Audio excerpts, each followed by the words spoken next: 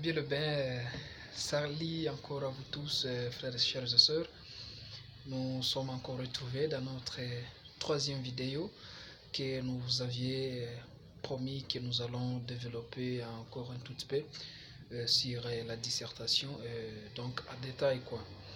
Et après avoir vous expliqué le squelette de la dissertation, de là où j'avais commencé par la nature de la dissertation, l'exercice intellectuel et scientifique et l'exercice des français mis en page. J'avais bien expliqué, je crois que la dernière partie, je me suis beaucoup plus entellé sur la mise en page, qu'elle a été bel et bien notre dernière partie à expliquer.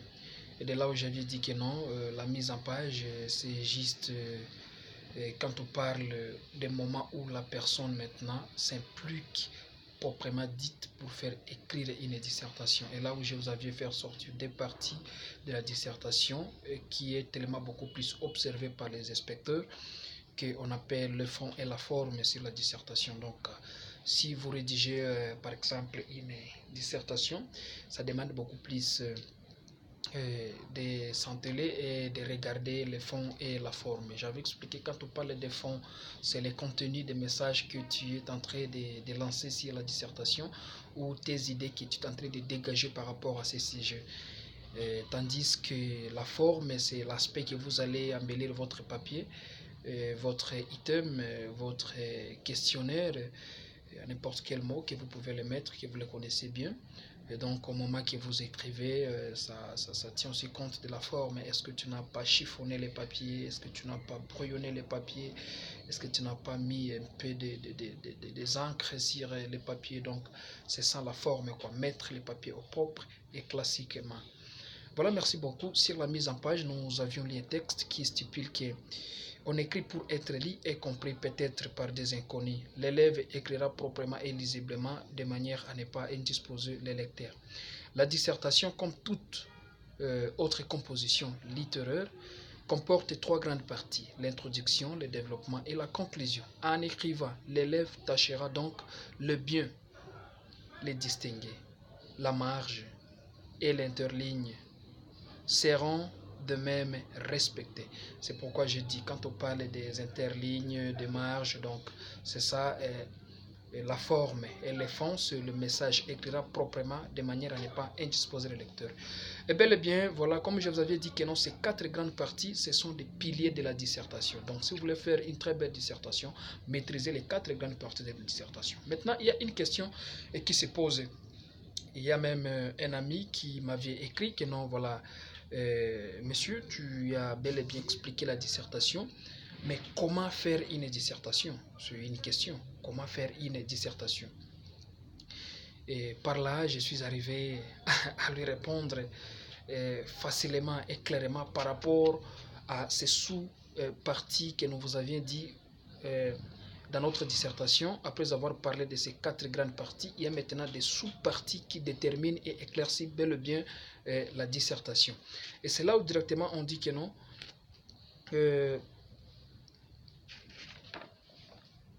il y a la partie qu'on appelle la préparation de la dissertation. Quand il m'avait posé cette question, je lui avais dit que non, mon frère, c'est une question très facile parce que quand tu me dis comment faire une dissertation, c'est comme si tu demandes à une maman comment préparer une nourriture. Et c'est pour cette raison que je lui ai expliqué par rapport à l'exemple de la nourriture. Je sais que beaucoup de nos consoeurs, de nos mamans connaissent comment bel et bien préparer. Quand on parle d'une très belle préparation, c'est lorsque la sauce contient beaucoup des ingrédients. On parle d'oignons, on parle d'ail, on parle de tomates, on parle de kip magie. Il y a beaucoup, il y a Eric, il y a beaucoup des ingrédients qui le piment, que parfois nos mamans utilisent pour faire donner un bon goût dans la sauce.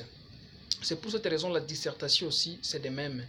Dans la dissertation, pour faire une très belle dissertation, il faut d'abord maîtriser les quatre grandes parties.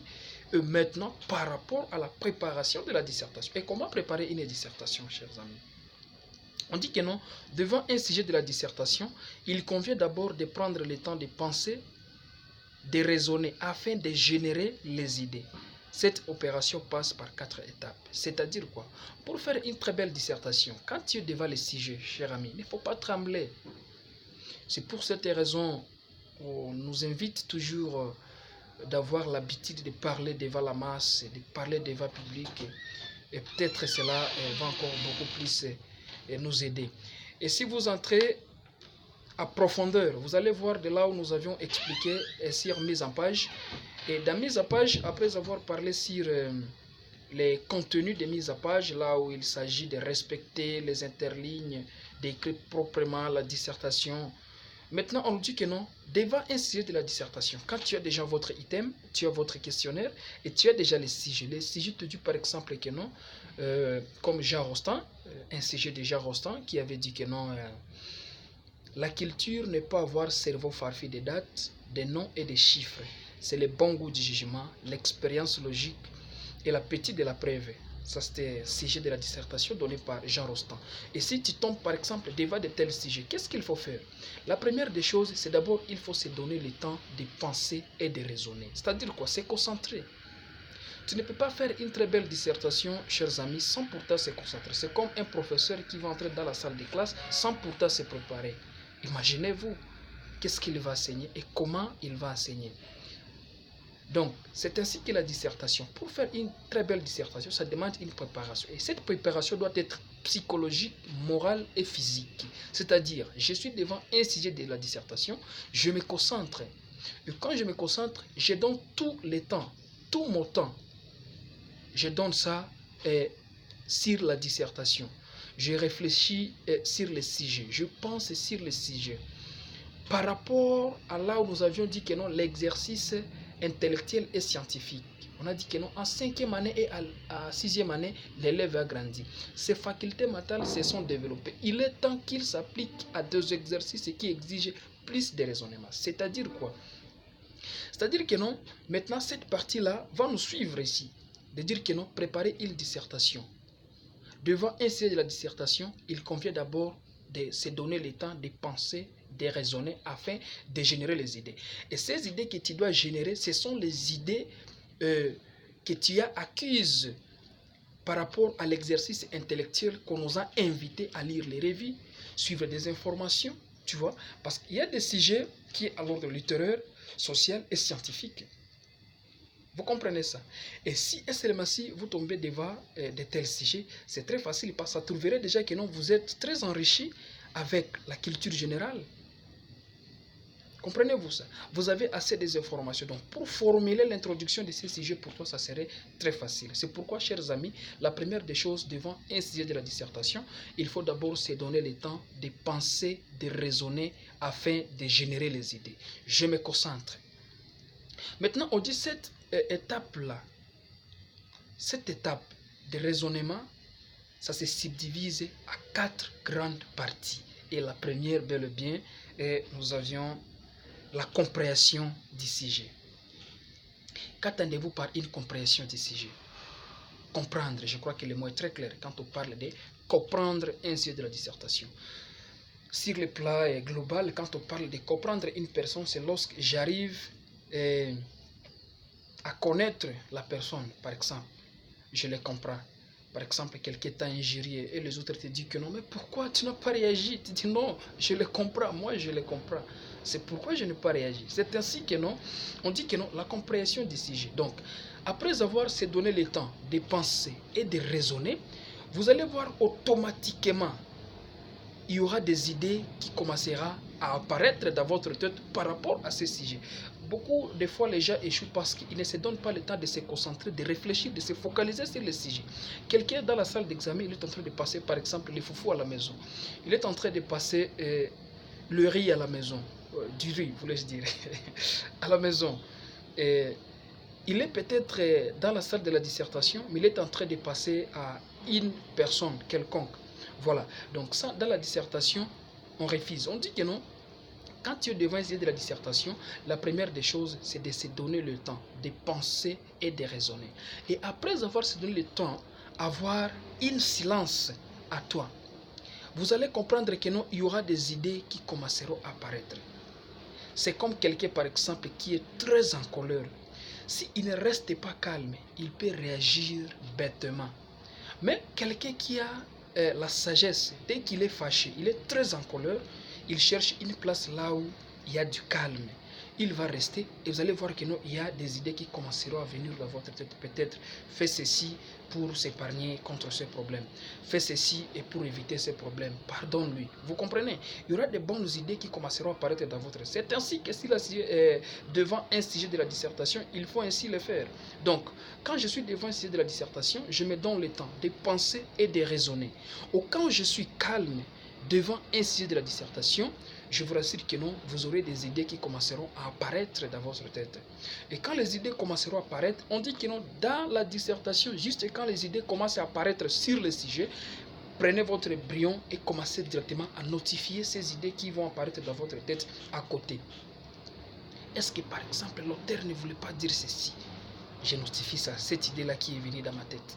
Est-ce que par exemple l'auteur ne voulait pas dire ceci? Donc toutes ces idées qui apparaîtront sur ma tête ou dans ma tête, je serai obligé de les mettre à côté parce que ce sont ces sujets, ces idées-là qui m'aideront à constituer mon introduction, mon développement ainsi que ma conclusion. Merci beaucoup, chers amis. Nous continuons. Juste là où j'étais en train d'expliquer sur la préparation de la dissertation, comment faire une très belle dissertation.